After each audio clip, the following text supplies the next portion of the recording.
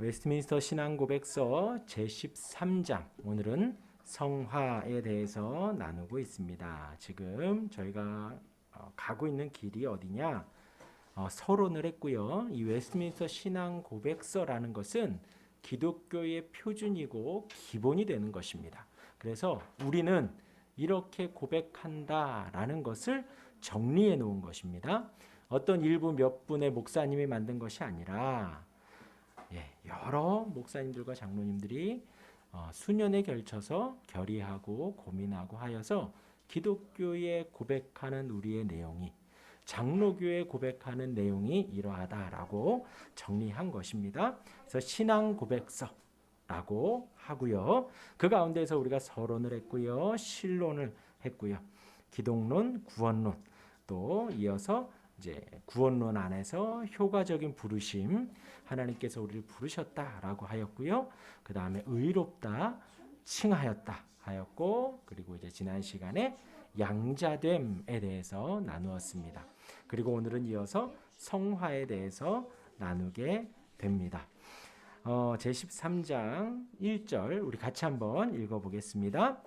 효과적으로 부름을 받고 중생된 자들은 그들 안에 창조된 새로운 마음과 새로운 영을 가지는데, 그들은 더 나아가 그리스도의 죽으심과 부활로 말미암아 그의 말씀과 그들 안에 거하시는 성령에 의하여 실제로 그리고 인격적으로 성화되어 간다. 전신에 대한 죄의 지배는 파괴되고 그것의 몇몇 정욕들도 점점 약화되고 죽어간다. 그들은 모든 구원하는 은혜 가운데 점점 더 자극되고 강화되어 참된 성결을 실행하게 되는데, 이것이 없이는 아무도 주님을 보지 못한다. 아멘.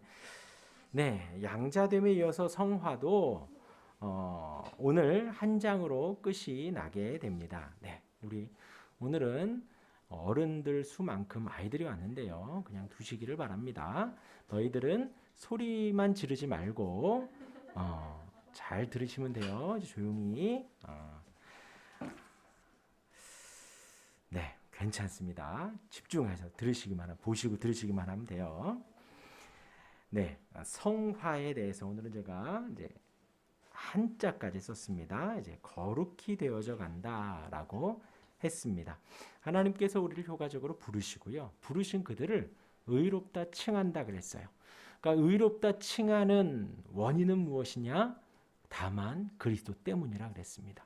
우리의 진실한 회개, 우리의 과거에 대한 모든 죄가 생각이 나서 회개하는 것, 그래서 하나님이 용서하시는 것이 아니라, 그래서 하나님이 의롭다 칭하시는 것이 아니라, 다만 그리스도 때문에, 그리스도의 희생과 죽으심 때문에 우리의 죄가 용서함 받고, 그 주님의 희생 때문에 우리가 의롭다 하심을 얻는다라고 하였습니다. 그래서 칭의, 의롭다 여겨주신다는 거예요.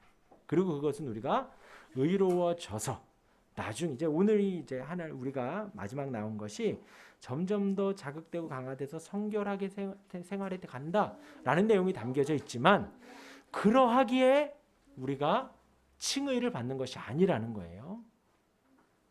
그래서가 아니라 오직 그리스도의 은혜로 말미암아 우리가 의롭다 여겨진다라고 하였습니다. 이어서 이제 양자됨, 그 의롭다 칭해진 자들은 다 하나님의 아들로, 양자로 되어서 우리가 하나님 아버지를 부른다 하였습니다. 그래서 우리가 지난주, 그지난주 주일에 말씀, 주기도문의 말씀 또한 그렇게 말씀을 드렸지요.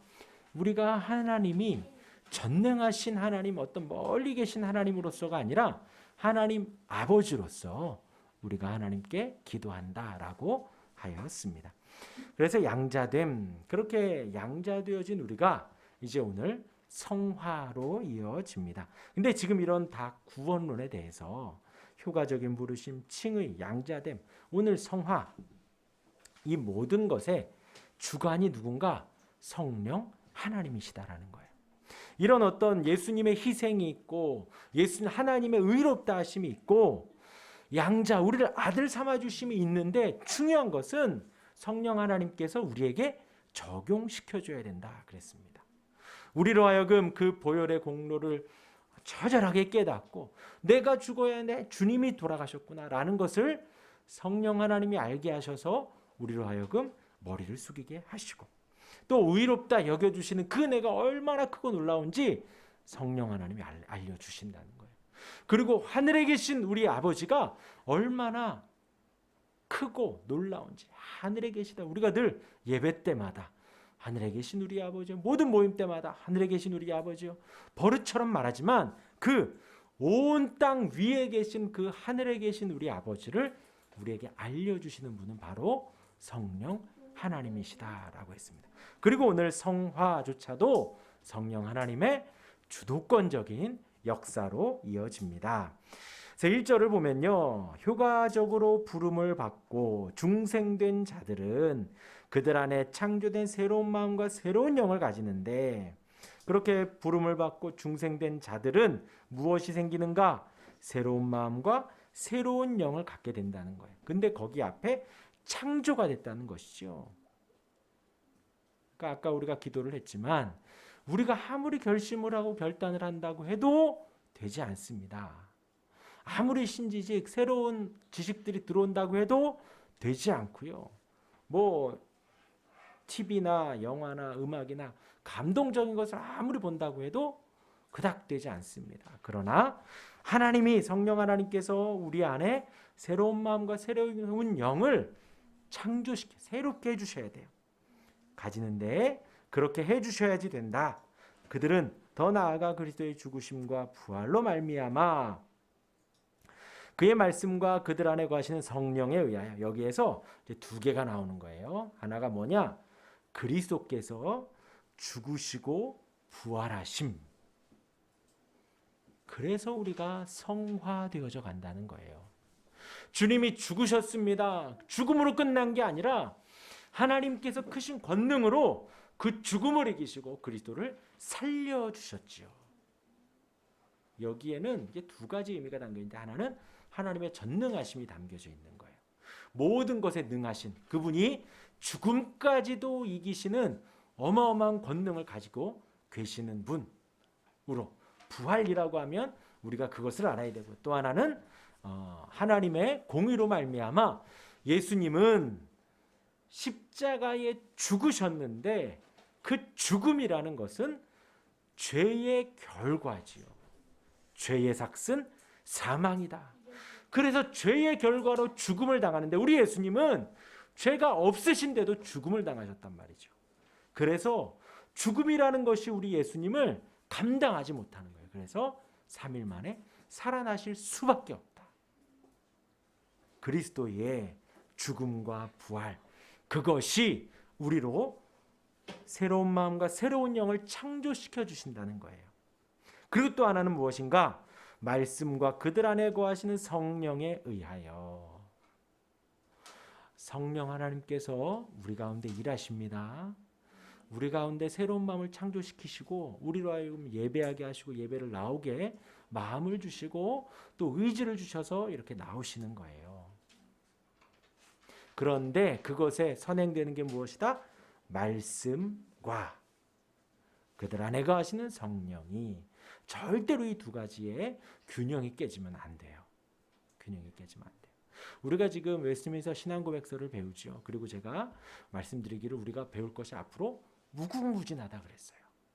배우고 알아가야 할 것이 하나님의 말씀을 배우는 것도 무궁무진하고요.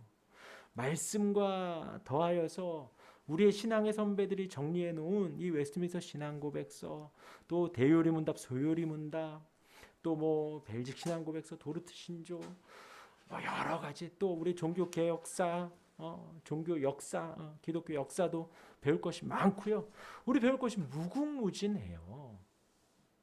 그런데 그 말씀을 많이 배워가면, 어제도 저희가 조직 신학 시간에 배운 것이 여러분들 신학함이 무엇입니까? 하고 가르치시는데, 미국의 대석학 그 원로 교수님 하시는 말이 그 첫 시간에 겸손함을 말씀하시더라라는 거예요.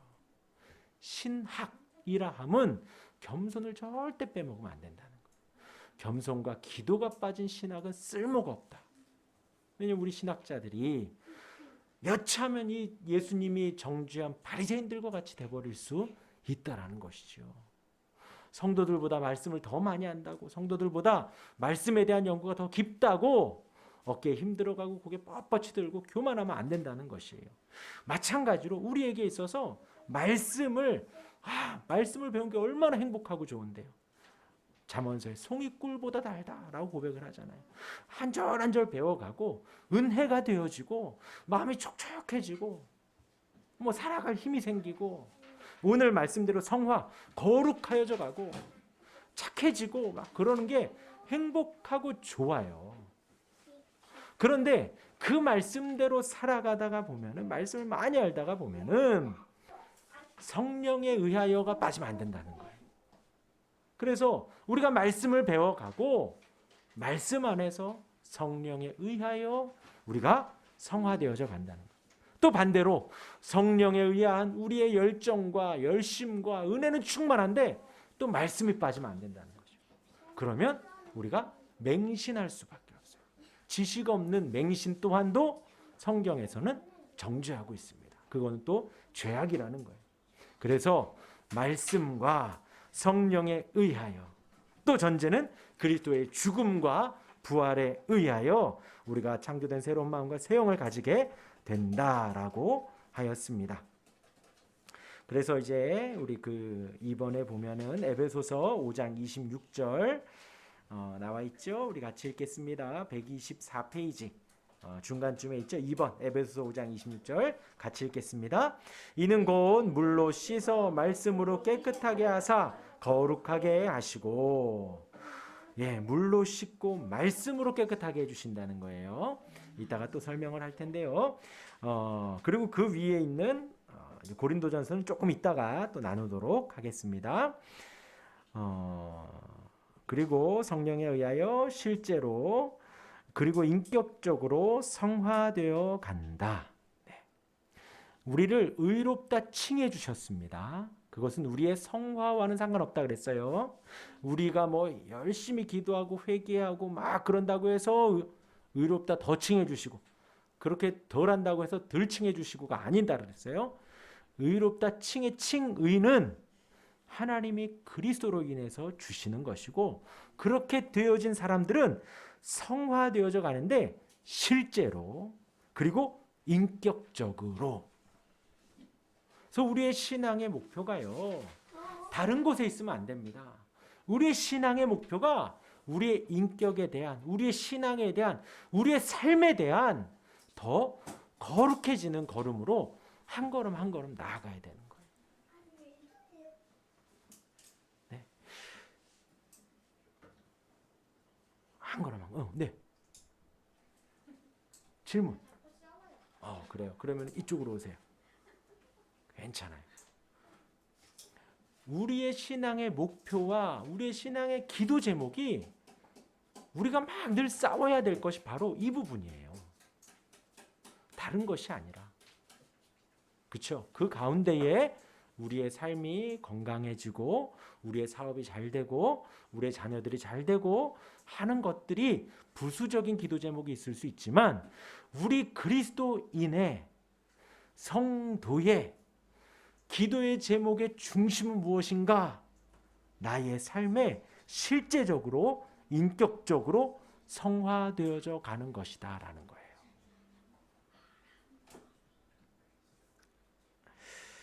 여기까지는 참 좋습니다. 그렇죠? 이제 또 나와요. 이하에 전신에 대한 죄의 지배는 파괴되고 그것의 몇몇 정욕들도 점점 약화되고 죽어간다. 여기까지도 좋네요. 우리 1절은 다 좋은 말씀이에요. 1절은. 그래서 우리가 인격적으로 실제적으로 우리의 삶이 성화되어져 갑니다. 그러면서 죄의 지배는 파괴되고 정욕들은 점점 약화되고 죽어갑니다. 그들은 모든 구원하는 은혜 가운데 점점 더 자극되고 강화되어 참된 선교를 실행하게 되는데, 그러니까 더 자극과 강화는 무엇인가? 은혜에 대한 자극과 강화라는 거예요. 우리가 은혜 받으면 점점 더 은혜의 자리를 사모하죠. 그러니까 예전에 어르신 목사님들이 맨 앞자리는 무슨 자리? 맨 뒷자리는? 그게 뭐 그냥 목사님들의 어떤 신학적인 성경적인 근거는 없습니다. 그러나 이렇게 예배를 해보고 설교를 해보니 그러하다는 것이죠. 맨 앞에 앉은 분들은 하나라도 빼먹을까 집중하고, 맨 뒤에 앉아 계신 분들은 왠지 더 부산하고 왠지 더 막 그렇다라는 것이죠. 그런데 우리가 더 자극되고 강화되는 것이 무엇인가? 인격적으로 성화되어져 가는 것, 은혜 받는 것, 말씀과 성령 가운데 더 가운데 거하려는, 그렇게 은혜 속에 점점 더 자극되고 강화되어서 참된 선교를 실행하게, 이게 성화되어서 결국은 어떻게 되는가? 영화되거든요. 영원히 영화되어집니다. 그것을 향해 가는 거예요. 그런데 이것 없이는 아무도 주님을 보지 못한다. 이러한 삶 속에 나아가야 된다는 거예요. 우리 3번 124페이지 맨 밑에 있죠. 로마서 6장 14절 같이 읽겠습니다. 시작. 죄가 너희를 주장하지 못하리니 이는 너희가 법 아래에 있지 아니하고 은혜 아래에 있음이라. 2000년 전 예수님의 십자가 죽으심으로 말미암아 세상은 바뀌었다 그랬어요. 180도 바뀌었습니다. 180. 그래서 지금 우리가 이렇게 은혜 가운데 살고 있는 것이거든요. 그 전에는 죄의 종 아래, 죽음의 권세 아래, 율법 아래에 살았는데 예수님이 이 땅에 오셔서 그 율법을 다 이루시고 성취하시고 완성하셔서 우리는 더 이상 율법 아래 있지 않고 은혜 아래, 예수님 아래, 그리스도 아래 있게 된다라는 거예요. 그래서 우리는 율법을 신경 쓸 것이 아니라 주님을 바라고 주님을 의지하는 거예요. 그래서 죄가 너희를 주장하지 못합니다. 우리는 은혜가 우리를 주장해 갑니다. 125페이지 우리 로마서 8장 13절 또 읽겠습니다. 맨 위에 있죠. 시작. 너희가 육신대로 살면 반드시 죽을 것이로되 영으로서 몸의 행실을 죽이면 살리니. 우린 잘 알고 있습니다. 영과 육은 서로 대치한다 그랬어요. 물과 기름과도 같아요. 저기 강화도 그쪽 쪽으로 가다 보면 바닷물과 민물이 만나는 지점이 있다 그래요. 우리나라에도 몇 군데가 그런 데가 있대요. 그런데 이게 비가 많이 와서 물이 많아지면 이 바닷물 쪽이 더 이렇게 많이 가고, 가물어서 그러면 더 이렇게 온다는 거예요. 그게 이렇게 눈으로 보인다 그러더라고요. 그 경계선 쪽으로 가면 바닷물 쪽, 이렇게 민물 쪽이 보인다 그래요. 아주 단적인 예지만 우리 안에 우리가 은혜를 사모하고 말씀을 사모하고 하나님 안에 거하기로 열심히 노력해 살아가면 우리 안에 육신대로 사는 모습들은 점점 더 사라져 가고요. 반대로 우리의 삶이 은혜와 주님과 말씀과 성령에 의한 것은 멀어지고 그냥 우리 육신대로 본성대로만 살아가다 보면 우리의 삶은 점점 더 죄악 가운데 살아가게 된다는 것이죠. 오늘 말씀을 보겠습니다. 고린도전서 6장의 이제 시작을 보면요. 고린도전서는 우리가 잘 알다시피 바울이 고린도 교회에 한 말입니다. 그런데 고린도 교회에는 여러 가지 문제가 있었어요. 그 중에서 교회 안에 있던 다툼들을 세상 법정에다가 고소했다라는 것이죠. 이 안에서 더 지혜로운 사람들의 말을 따라서 이 안에서 충분히 해결할 수 있는데 그것을 세상 법정까지 가지고 가서 막 지저분한 진흙탕 싸움을 했던 거예요.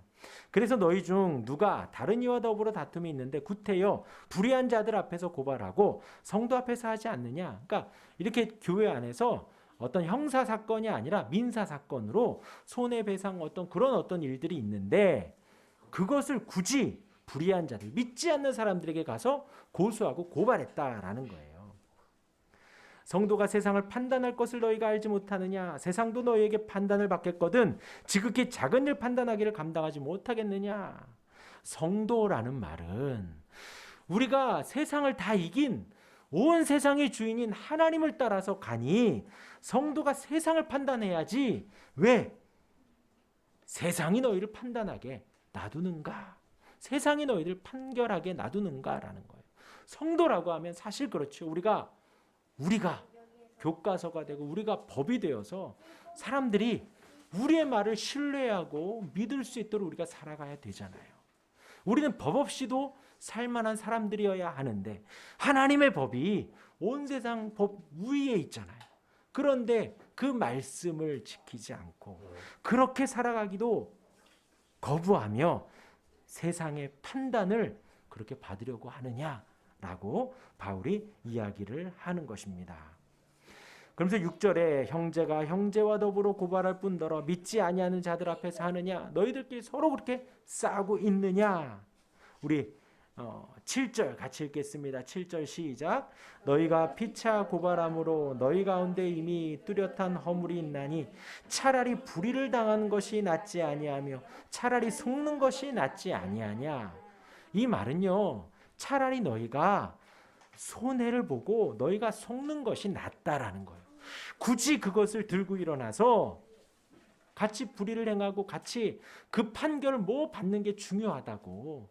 형제끼리의 판결을 세상으로 사람들로부터 받는 것이 중요하다고.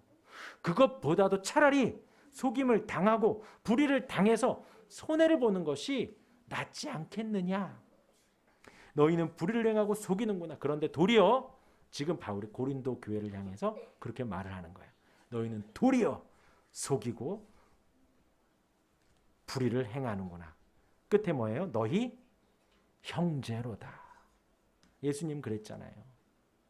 밖에서 어머니와 형제 동생들이 와서 예수님이 지금 막 공생의 사역을 시작을 하니까 여기저기서 막 귀신 쫓았다고 병 고쳤다 그러고 막 예수님으로 인한 막 유명세가 올라가니까 마리아와 그 동생들이 하나님의 아들이신 그분을 예수님으로 보지 않고 단순히 내 아들, 우리 형으로 보면서 미쳤구나 하며 예수님을 잡으러 온 거예요. 예수님을 데리러 온 거예요. 그러니까 예수님이 거기 앉아있는 제자들에게 그러죠. 저 밖에 있는 저들이 내 모친이요 내 형제들이 아니라 주의 말씀을 듣고 따르는 너희가 내 형제요 자매요 모친이라. 지금 바울이 그 말을 하는 겁니다. 교회 안에 있는 너희의 형제들, 혈육과도 같은 너희들, 근데 그런 너희들을 너희는 지금 불의를 행하고 속이고 있다. 그리고 이제 9절과 10절에 어떤 말씀을 하시는가? 불의한 자가 하나님의 나라를 유업으로 받지 못할 줄. 유업으로 받는다 못 받는다? 못 받는다는 거예요.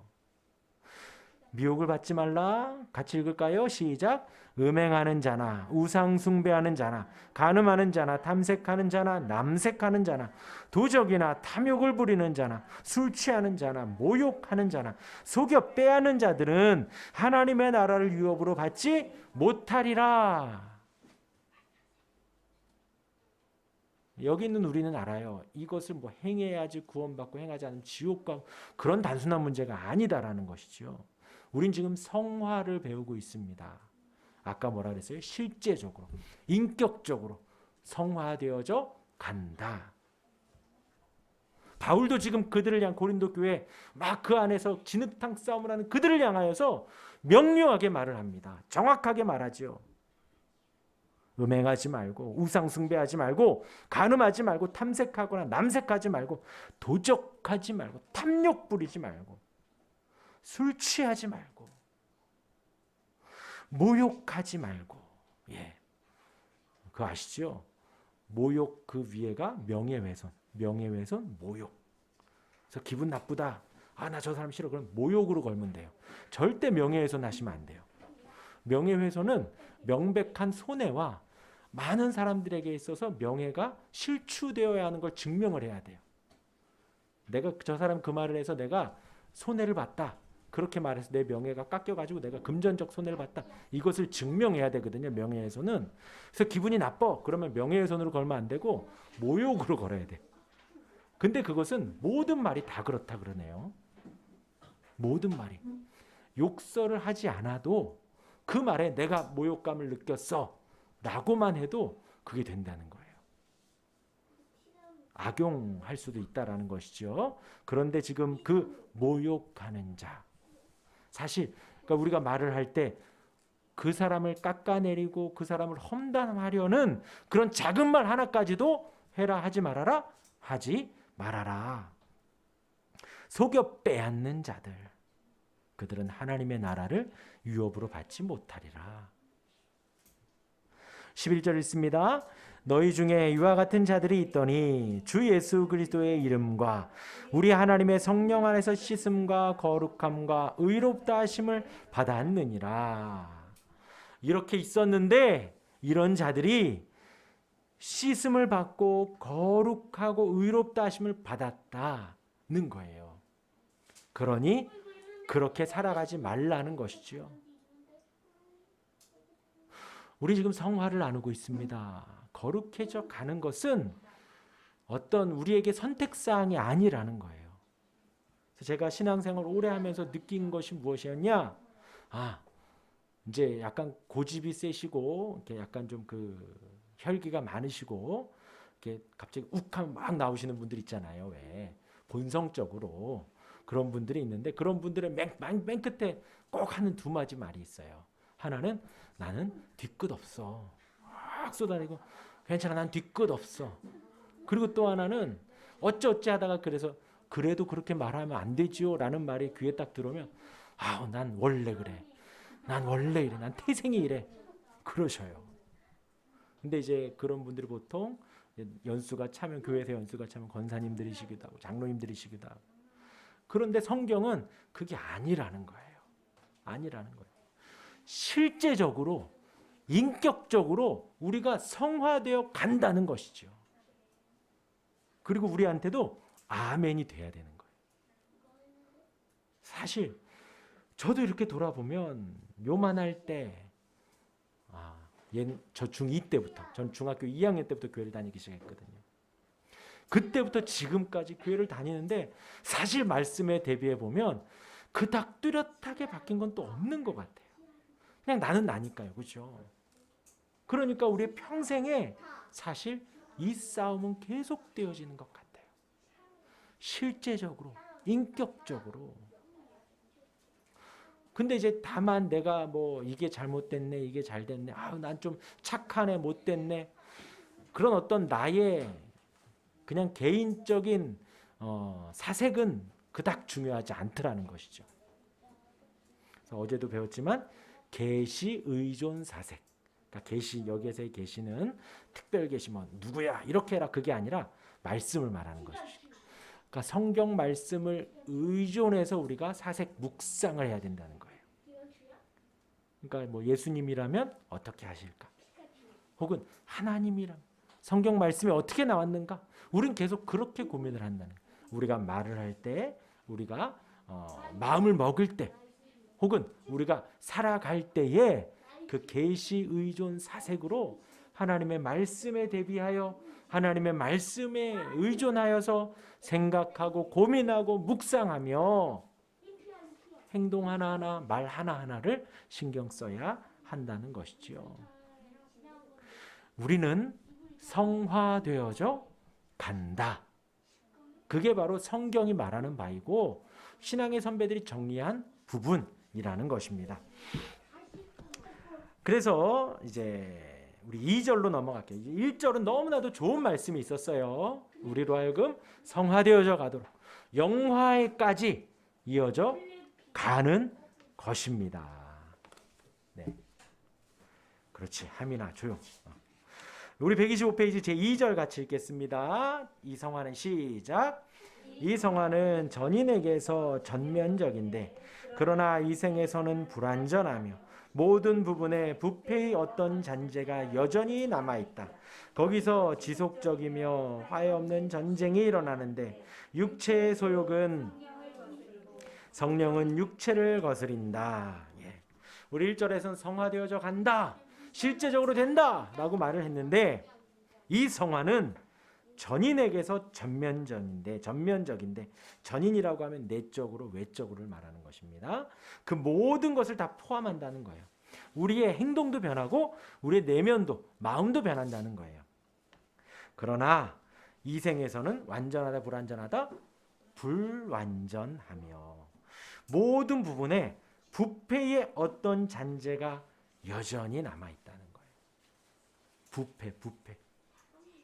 그러니까 이것은 사실 우리가 한 것이 아니라 아담과 하와의 선악과실 그것에 죄악의 결과로 말미암아 우리가 죽음에 이르렀고 부패하였다 그랬어요. 그래서 그 부패에 잔재가 남아 있습니다. 사실 부패라고 하면 우리는 교회에서 부패라는 단어를 많이 들어서 그렇게 별로 혐오스럽게 안 오는데, 사실 요즘 같은 날씨에도 음식물 찌꺼기 며칠만 놔둬도 사실 냄새가 확 올라오지요. 그 부패, 우리가 그렇게 썩어문드러진 부패된 모습이었다는, 죽음의 모습이었다는 것이죠. 그래서 우리 안에 칭의 의롭다 여겨지고 우리 안에 양자되고 성화되어져 가지만 그 부패의 어떤 잔재가 여전히 남아 있다는 것입니다. 우리 밑에 읽겠습니다. 우리 데살로니가 전서 5장 23절 같이 읽습니다. 시작. 평강의 하나님이 친히 너희를 온전히 거룩하게 하시고 너희의 온 영과 혼과 몸이 우리 때에 흠없게 보존되기를 원하노라. 이렇게 전면적, 전인에게서 전면적이라는 말씀에 대한 각주지요. 온전히 온 영과 혼과 몸이 이렇게 온전해지기를 원한다는 거예요. 그렇게 되어져 간다는 것입니다. 이어서 빌립보서 3장 12절 같이 읽습니다. 시작. 내가 이미 얻었다 함도 아니요 온전히 이루었다 함도 아니라 오직 내가 그리스도 예수께 잡힌 바 된 그것을 잡으려고 달려가노라. 온전히 이루지 못했다는 거예요. 잡았다라는 것도 아니에요. 잡으려고 달려간다. 지금 누가 한 말이에요? 사도 바울이 하는 말이에요. 바울조차도 이 땅에서 그렇게 살아간다는 것이죠. 이어서 로마서 7장 18절입니다. 시작. 내 속 곧 내 육신에 선한 것이 거하지 아니하는 줄을 아노니 원함은 내게 있으나 선을 행하는 것은 없노라. 내 마음 안에 늘 악한 것만 가득하다라는 거예요. 이어서 7장 23절이요. 내 지체 속에서 한 다른 법이 내 마음의 법과 싸워 내 지체 속에 있는 죄의 법으로 나를 사로잡는 것을 보는도다. 예, 치열하게 죄의 싸움을 해가고 있다라는 것입니다. 넘어가서요. 갈라디아서 5장 17절 우리 9번 읽습니다. 시작. 육체의 소욕은 성령을 거스르고 성령은 육체를 거스리나니 이 둘이 서로 대적함으로 너희가 원하는 것을 하지 못하게 하려 함이니라. 예. 육체의 소욕, 성령 서로 물과 기름과 같다는 거예요. 네, 우리 3절 읽겠습니다. 시작. 이 전쟁에서 비록 남아있는 부패성이 일시 동안 더 우세한 듯이 보일지라도 그리스도의 성화시키는 영으로부터 오는 지속적인 힘의 공급으로 말미암아 중생된 부분이 극복한다. 그리하여 성도들은 하나님을 두려워하는 가운데 거룩을 완성하면서 은혜 안에서 자란다. 그런 모습들이 있습니다. 그러나 지금 어떻게 표현했어요? 이 전쟁. 이 전쟁에서 비록 남아있는 부패성이 일시 동안 더 우세한 듯이 보여요. 예, 어떻게 오늘 성화를 하는데 이렇게 우리 아이들이 이렇게 버글버글 하는지요. 참 너무나도 은혜로운 우리 하나님이세요. 지금 이 우리 마음 안에 이 동작하는 이 육체의 소욕이 이게 성령으로 잘 이렇게 눌러야 돼요. 이렇게 부패성이 있다라는 것이죠. 이것이 더 우세한 듯 보여요. 우리가 보기엔 우리 아직 육신에 있기 때문에 더 우세해 보입니다. 그런데 그리스도의 성화시키는 영으로부터 오는 지속적인 힘의 공급, 이것이 더 크다. 사실 맞아요. 우리가 이 세상을 사는데 물질이 다스리는 것 같고 권력이 다스리는 것 같고 뭔가 시스템이 다스리는 것 같지만 법이 규칙이 다스리는 것 같지만 그 모든 것을 다스리시는 분은 하나님이시죠. 마찬가지로 우리 안에 이 육체의 소욕이 부패성이 더 강한 것처럼 보이지만 더 강한 것은 무엇인가? 그리스도의 성화시키는 영, 성령께서 우리를 성화시키는 그 은혜가 더 크다는 거예요. 지난주에 말씀드렸지요. 바울은 유대인 중에 유대인이고 바리새인 중에 바리새인입니다.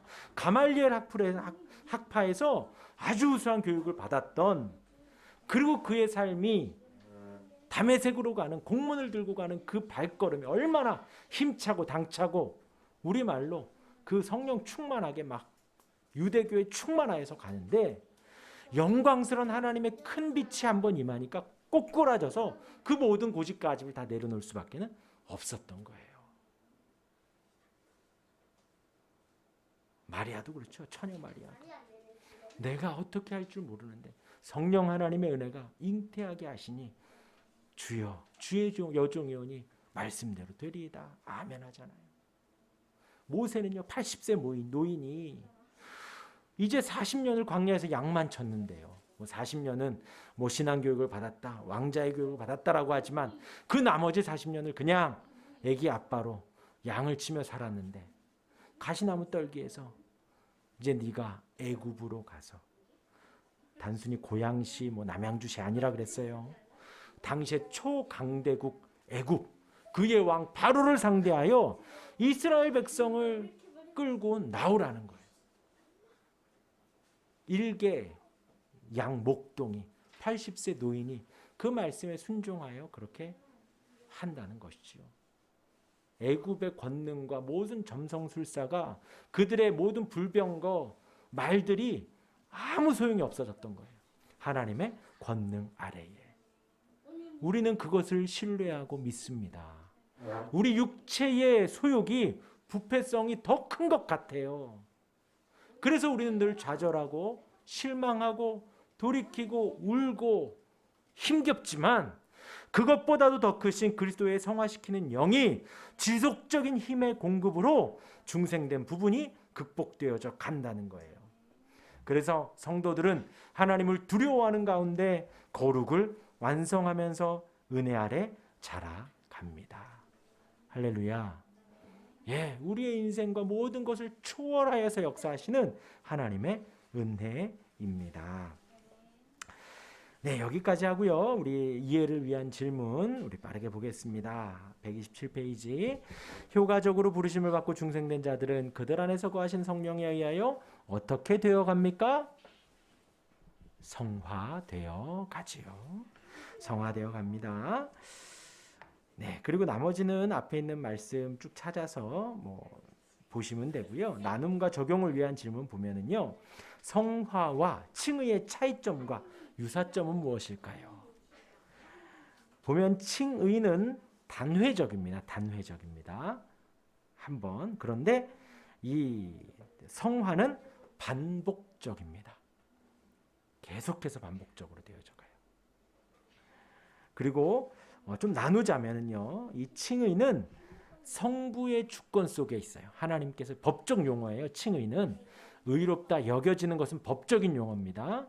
그래서 성부 하나님의 주권 가운데 있고, 또 성화는 성령님의 주권 가운데 있어요. 성령 하나님께서 우리를 주도해 가십니다. 택한 자들에게 부어주시는 은혜라고 하면 이것이 유사점이 되어집니다.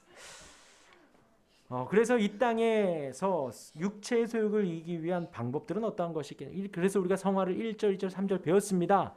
그래서 우리가 어떻게 해야 되는가라고 하면은 그게 이제 은혜의 방편이거든요. 은혜의 방편이 무엇이 있을까? 말씀과 기도예요. 그래서 아까 말한 대로 바닷물과 민물에서 막 서로 비가 더 많이 오면 민물이 많아지고, 가물되면 바닷물이 더 치고 들어오는데, 하나님의 말씀을 날마다 묵상하고 고민하고 나아가면 우리 안에 육체의 소욕이 점점 더 줄어져 가는 것입니다. 말씀과 더불어서 기도를 늘 해야 된다라는 거예요. 기도를. 우리가 말씀 보는 만큼 기도해야 되고, 기도하는 만큼 말씀을 보아야 합니다. 그래서 기도와 말씀으로 거룩하여진다 하였고요. 그 기도의 내용 중에는 어떤 것이 있는가? 시험에 들지 않게 하시고 악에서 구하소서. 그리고 이제 이 해설서에 보면 한 가지가 더 들어 있습니다. 바로 성례전이에요. 성례전. 은혜의 방편 중에 기도와 말씀, 그리고 주일날 예배 가운데 행하는 성찬 예식, 세례 예식이 그러하다라는 거예요. 그 성례식이 예수님이 하나님이신 그분이 직접 오셔서 만들어 주신 우리의 시청각 교육입니다. 하나님의 말씀을 우리가 떡을 보고 포도주를 보면서 또 입으로 맛보면서 느끼면서 하나님의 은혜를, 예수님이 십자가에 죽으신 그 공로와 은혜와 사랑을 우리가 그걸 보고 먹으면서 느낀다라는 거예요. 세례식도 마찬가지고요. 그래서 성례전도 좋은 수단이 되어집니다. 그러면 3번에 예수님을 믿고 구원을 얻은 성도에게서 나타날 수 있는 죄와 허물에 대해서 어떻게 해야 됩니까? 그러니까 우리 안에서 아까 말한 대로 고린도 교회에 그런 어떤 불법적인 일들, 모범이 되지 않는 그런 일들이 있어요. 그러면 어떻게 해야 되는가? 어떻게 해야 될까요? 뭐 사실 불법적인 일을 한다면요, 그죠? 법에 저촉되는 일을 하면 사회법에 맡겨야 되고요. 근데 그것이 아닌 이상 우리 안에서 어떤 성화되어지 못하는 그러한 일들이 일어난다면 우선은 우리 마음 안에 어떤 마음을 먹어야 되는가? 아, 저 사람도 사람이구나, 연약하구나 라는 걸 알아야 되고요. 그 다음 나는 어떠한가? 그렇죠? 저 사람의 티를 빼려고 내 안에 들보를 못 보는 것과 같을 수 있으니까 또 나를 돌아보아야 합니다. 그러면서 아주 적법한 절차를 따라서 부드럽게 그 죄나 잘못된 모습들을 권고해야 됩니다. 그리고 또 권면해야 되고요. 그래도 안 되면 이제 그 우리 규칙에 뭐라 그러냐면 권면을 해서 안 되면 이제 수찬 금지, 성찬 예식을 지금 저희는 상황과 환경상에서 절기별로 하는데 만약에 하나님이 또 예배당 이전을 하고 좀 더 상황이 된다면 뭐 월별로 할 생각을 또 갖고 있습니다. 그런데 이제 예를 들어서 우리 안에 모범이 되어지지 않고 한다면 권면을 하죠. 집사님 그러시면 안 됩니다. 안 됩니다. 뭐 여러 가지 부분에 있어서 그럴 수 있죠. 그런데 그랬을 때 두 번째는 이제 수찬 정지. 예배에 왔는데 성찬을 하지 못하는 그 은혜의 방편에 참여하지 않는 징계를 주는 것입니다. 근데 그럼에도 그러하다면 그 다음은 이제 출교하는. 왜 이런 것이 있는가? 이것이 바로 교회를 판단하는 지표가 된다는 거예요. 교회를 판단하는 지표가 무엇인가? 세 가지인데요. 하나는 바른 말씀이 선포되는가?